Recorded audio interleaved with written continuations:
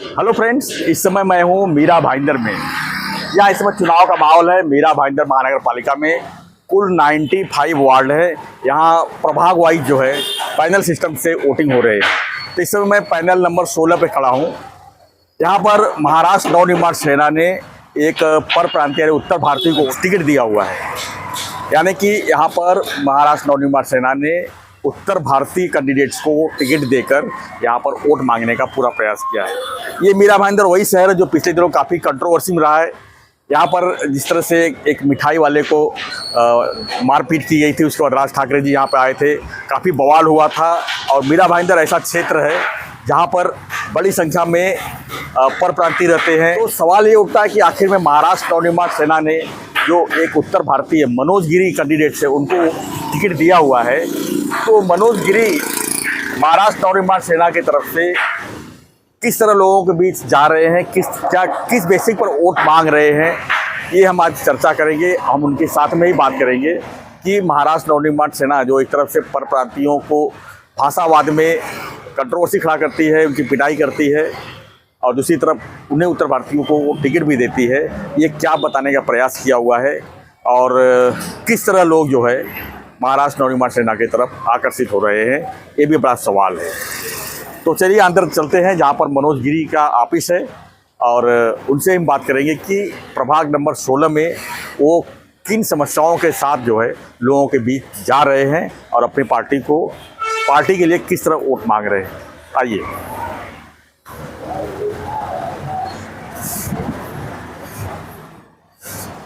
मनोज जी, आपका स्वागत है हमारे चैनल में। आप यहाँ पर प्रभाग नंबर 16 से महाराष्ट्र नवनिर्माण सेना के कैंडिडेट हैं। आप एक उत्तर भारतीय हैं। सबसे पहले तो ये बताइए कि आपने महाराष्ट्र नवनिर्माण सेना को ही क्यों चुना एक उत्तर भारतीय होने नाते, क्योंकि काफ़ी कंट्रोवर्शियल ये पार्टी रहा है, खासकर पर प्रांतीय के मामले में। तो आपने महाराष्ट्र नवनिर्माण सेना के अंदर राज ठाकरे जी के अंदर ऐसा क्या देखा कि उन्होंने आपने जो है उनका पार्टी ज्वाइन किया, पार्टी ज्वाइन किए, वहाँ से टिकट भी लिए हैं और अब जो है चुनाव प्रचार में लगे हुए हैं।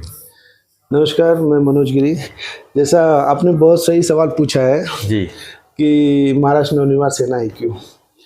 आप जानते हैं मैं वैसे भी पहले से बहुत बीजेपी सपोर्टर रहा हूँ, हमेशा से। मेरे अटल बिहारी वाजपेयी का मैं फ़ैन रहा हूँ, अडवाणी जी का, और श्यामा प्रसाद मुखर्जी से मैं सन के जब समय से, और अब मैंने सन पे मूवी भी बनाई है। आप जानते हैं मैं डायरेक्टर हूँ, मैंने दीनदयाल उपाध्याय मूवी भी बनाई थी। ठीक है, मैं बहुत इम्प्रेस था। फिर जब मैं बीजेपी में भी था, लोग मुझे पद भी ऑफ़र कर रहे थे, बट जब मैं धीरे धीरे घुसा और जब सारी चीज़ें देखा मैंने, और जो मैं आपको पहले बात बता दूं कि मैंने सारी पार्टियों का, क्योंकि मैं एक जागृत नागरिक हूँ और सोशल मीडिया सब कुछ देखता रहता हूँ, न्यूज़ से सब अपडेट रहता हूँ। मैंने सारी पार्टियों का सब कुछ देखा। कहना कुछ है, आप कहते हैं ना कि हाथी का दांत को खाने का कुछ और, दिखाने का कुछ और है। तो वही हालत इस समय पार्टियों का है, सभी का। मैं बता रहा हूँ, कहते कुछ हैं, करते कुछ हैं। अभी एक रिसेंट ने हमारे साथ क्या किया है वो भी नहीं बताऊंगा, अभी नेक्स्ट इंटरव्यू में जब आपको दूंगा 16 जन के बाद, तब बताऊंगा मैं। ठीक है, तो बहुत कुछ चलता है। मैंने देखा एक राज साहब ऐसे हैं, सम्मानित राज साहब ऐसे हैं, उनका भाषा थोड़ा लोगों को तीखा लगता है, लेकिन वो जो कहते हैं सच कहते हैं, करेक्ट कहते हैं।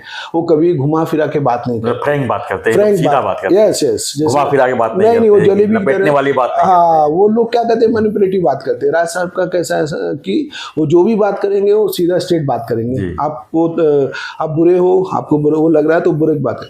अभी जो एक उन्होंने मुद्दा उठाया था कि हिंदी मराठी का, मैं बता रहा हूँ कि देखो, जो जहाँ पे रहता है, जिसकी मातृभूमि जो है, तो अपने भूमि पुत्रों की लड़ना, अपने भूमि पुत्रों के लिए आवाज़ उठाना सभी का कर्तव्य है। तो उन्होंने भी उठाया। मैंने, आप देखो, आज़ाद मैदान पे जब कहीं पे कुछ हुआ था, फॉरेन कंट्री में, मुस्लिम सीरिया वगैरह कहीं कुछ हुआ था, तो यहाँ पे आज़ाद मैदान पे पुलिस लोगों को मारा था इन लोगों ने। तो आपको याद होगा कि पहला आवाज़ किसने उठाया था? और मुंबई कमिश्नर का बदली हो गया था उसमें। मुंबई कमिश्नर का बदली हो गया ठाकरे जी की वजह से। ये तो मानना पड़ेगा। तो ये मानना पड़ेगा। तो ये इन्होंने उठाया था। अब चाहे वो भूंगा का है, सबसे पहला एग्जांपल हो, जो हर जगह बोपू लगा रहता है मस्जिदों पे, सबसे पहला आवाज किसने उठाया? इन्होंने उठाया। ठीक है, इन्होंने कहा कि किसी की आवाज है तो मेरे को बोल के दिखाए। सब ठीक है, आपका जो आप कह रहे हैं एकदम सही है, लोगों को दिखता भी है, लेकिन सवाल यहाँ पर यही खड़ा होता है कि राज साहब का जो अग्रेसिव पना है मतलब जो बोलते हैं एग्रेसिव, वो खासकर परप्रांतियों के खिलाफ बोलते हैं। तो लोगों में ऐसा होता है कि राज ठाकरे मतलब परप्रांतियों के खिलाफ, और परप्रांतीय मतलब कि जो बाहर से आए हुए लोग हैं वो राज ठाकरे को मतलब अपना दुश्मन मानने लगे हैं यहाँ पर, खासकर जो बेस बना हुआ है। और मीरा भाईंदर की हम बात करें तो मीरा भाईंदर में पूरा मिक्स क्राउड है, यानी कि यहाँ पे स्थानीय लोग कम हैं, बाहर से आए हुए लोग ज़्यादा हैं। और यही कारण है कि यहाँ पर बीजेपी और बाकी प्लस पार्टियां हैं लगातार मतलब मीरा भाईंदर सत्ता में रही हैं। तो ऐसे में आप एक ये सब देखते हुए भी आपने महाराष्ट्र नवनिर्माण सेना चुना है, इसके लिए तो आपको तो मैं पहले बधाई देता हूं कि एक उत्तर भारतीय होने नाते आपने राज ठाकरे जी के ऊपर आपने विश्वास रखा है और आप चुनावी मैदान में हैं।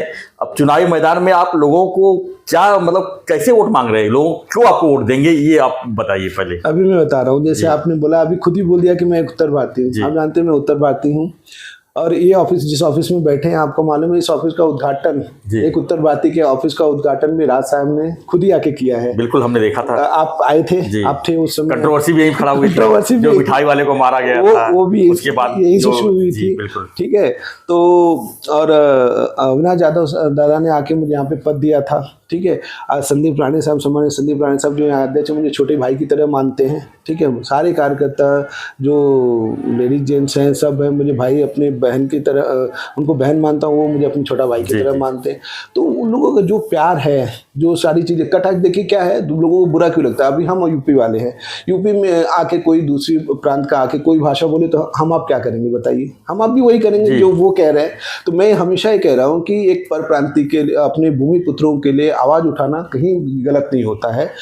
आज योगी जी भी अपने लोगों के लिए यही कह रहे हैं। ये जो काम हो रहा है ना, ये हमारे ही जो नेता ना जो दूर बैठे यूपी बिहार में खाली आग में घी डालने का काम करते हैं, वहां से बैठ के कुछ बोलते हैं, उसके बाद मार कौन खाता है यहाँ पे, परेशान कौन होता है, हमारे ठेले वाले, सब्जी वाले, रिक्शे वाले, कॉमन मैन। वो तो वहां से बोल के निकल जाए, वो अपनी पॉलिटिक्स चमकाने की कोशिश करते हैं।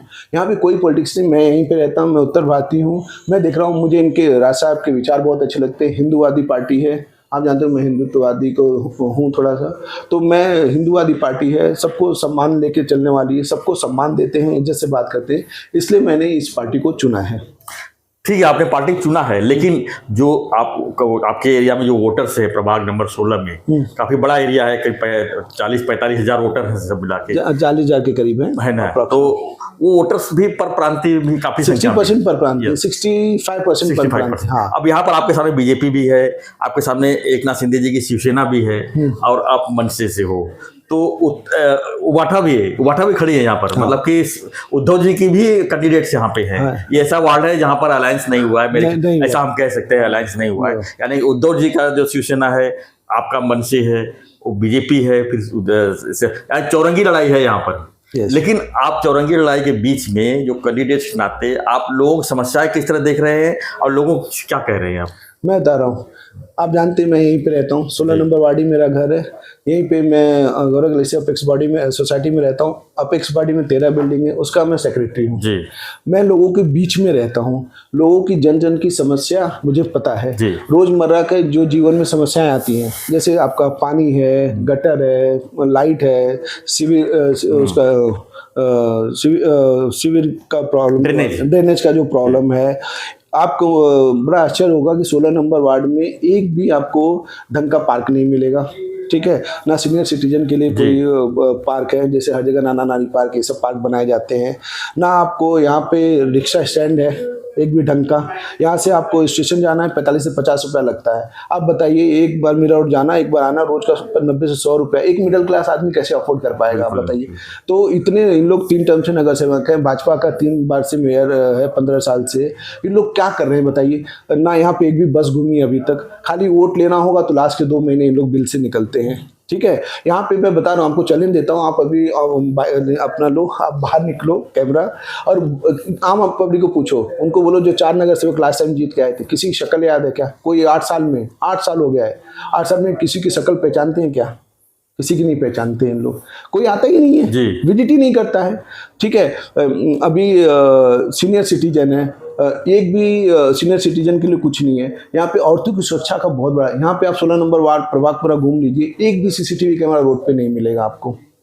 ठीक है। महिलाओं की सुरक्षा का इतना बड़ा सवाल है, रात को महिलाएं आती हैं, कौन गर्दुल्ले हैं, चर्चिए बैठे थे, छेड़ेंगे उनको, वो करेंगे, परेशान करते हैं।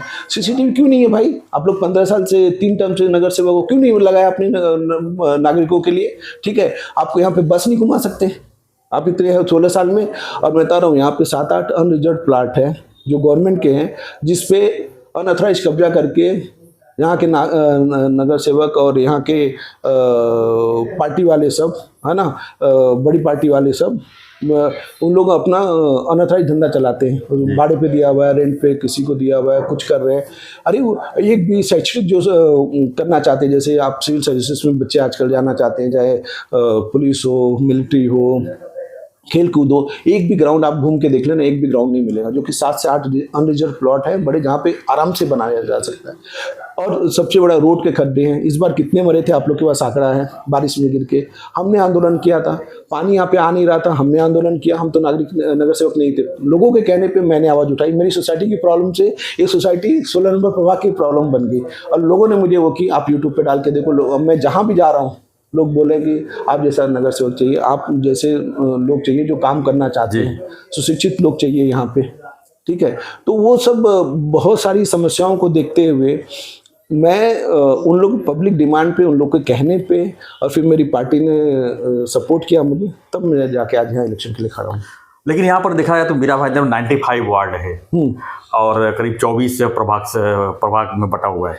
तो अब जो जिस तरह से जितनी कम संख्या में महाराष्ट्र नवनिर्माण सेना खड़ी है, अगर जीत के भी आते हैं तो कैसे आप मीरा भाईंदर महानगर पालिका पर अपना दबाव बनाएंगे, कैसे लोगों का काम कर पाएंगे? क्योंकि काम तो आप बोल रहे हैं सालों से लोगों की समस्या बनी हुई है, कुछ हो नहीं रहा है। तो क्या लगता है कि नगर सेवक चुन के आने के बाद ये समस्या सॉल्व हो जाएगी यहाँ की? देखिए, मैं कह रहा हूँ कि हम तो अभी उसमें नहीं है, एमडीएमसी में अंदर नहीं है, सभागृह में। बाहर रह के भी मैंने पानी का आंदोलन किया। पानी आज जाके घूम लीजिए, सब बोल रहे हैं कि सर पानी आने लगा है।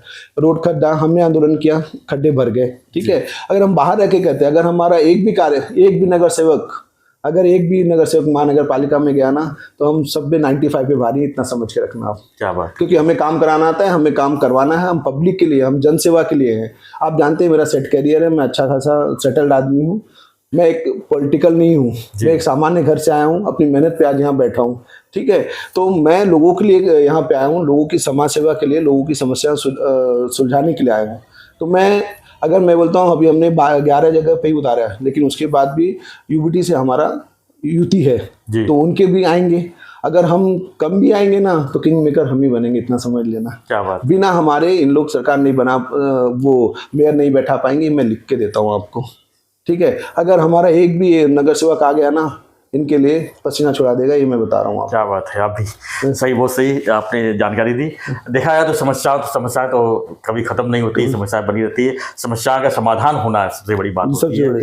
तो आपको बहुत बहुत हम शुभकामनाएं देते हैं कि आप कम से कम ये तो सोच रहे हैं कि अगर हम एक भी चुन के आए तो 100 पे भारी पड़ेंगे, ये सबसे बड़ी बात होती है, और पढ़ना भी चाहिए। क्योंकि यहाँ अभी तो सब लोग चुनाव प्रचार कर रहे हैं और हर कोई जाके सबको सलाम करेंगे, नमस्कार करेंगे, और कोई भी काम रहेगा बोलेंगे हम करके देंगे। लेकिन 16 तारीख जब चुनाव प्रचार खत्म हो जाते हैं, जो जीत के आते हैं, उसके बाद उनको दिखना भी मुश्किल हो जाता है। तो आपको मैं बहुत बहुत शुभकामनाएं देता हूं। लेकिन सवाल यही मैं आप लोगों से भी करता हूं कि आप ऐसे लोगों को कैंडिडेट चुनिए, किसी ब्रांड पे मत जाइए, आप पुराना देखिए, यानी पीछे पास्ट में देखिए कि लोगों ने क्या, जो आए थे, जो जीत के आए थे, उन्होंने क्या किया है, और जो समस्याएं यहाँ खड़ी है कौन सुलझा सकता है, इसके बारे में गौर कीजिए। और चेहरा देख के आपके इलाके का कौन काम कर सकता है, उसके बाद ही आप वोट करिए और फिर आगे बढ़िए। तो फ्रेंड्स, और भी समस्याएं होगी, हम उसके ऊपर जरूर चर्चा करेंगे, और भी प्रभाग में हम घूमेंगे, देखेंगे। और क्योंकि चुनाव है, लोगों को जागृत करना भी हमारा काम है। क्योंकि वोट जो है, एक देखा जाए तो हमारा जो सिस्टम है लोकतंत्र की, उसका एक भाग है। अगर हम सरकार चुनते हैं, अगर सरकार गलत चुने तो उसका रिस्पॉन्सिबल वो नहीं है, उसका रिस्पॉन्सिबल हम हैं जो वोट देते हैं। क्योंकि हमने ऐसे लोगों को चुना है जो निकम्मे हैं, जो किसी काम के नहीं है। तो इसके लिए हम जागृत करने का काम हम अपने चैनल के माध्यम से कर रहे हैं। तो आप ऐसे लोगों को सरकार चुनिए, ऐसे लोगों को सपोर्ट कीजिए जो आपके करीबी हो, जो आपके हित की हो। तो फ्रेंड्स, बने रहिए ऐसी खबरों के लिए, देखते रहिए हमारा चैनल मुद्दा भारत का। चैनल को लाइक, शेयर और सब्सक्राइब जरूर कीजिए। धन्यवाद मनोज जी, आपको बहुत बहुत शुभकामनाएं।